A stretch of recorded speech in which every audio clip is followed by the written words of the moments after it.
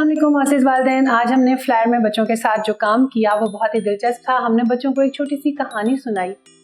कहानी ऐसी थी कि एक बहुत ही मुख्तसर सी बात, एक मुर्गी की कहानी थी। कहानी के आखिर में हमने बच्चों से कहा कि इस कहानी से मुतल्लिक हम आपसे कुछ सवालात करेंगे जो कि बहुत ही आसान थे। मिसाल के तौर पर मुर्गी का नाम क्या था, या मुर्गी किस रंग की थी, या मुर्गी क्या देती थी। ये सवालात इस तरह के हम अपने पास से भी बना सकते हैं।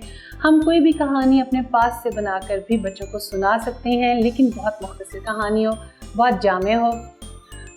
बच्चे आमतौर पर वालिदैन को ये ज़िद करते हैं कि हमें कहानी सुनाए तो हम सोएंगे, या वो आजकल तो वीडियोस का दौर है तो वो मुख्तलिफ कहानियाँ वीडियोस में देखते हैं और फिर सोते हैं। उन्हीं वीडियोस में से कुछ कहानियाँ निकाल कर हम खुद जब बच्चों को सुनाएंगे बैठकर और बच्चों से कहें कि अब हम आपसे इनके बारे में सवालात भी करेंगे कि ये कहानी जो आपने सुनी इसके अंदर क्या था।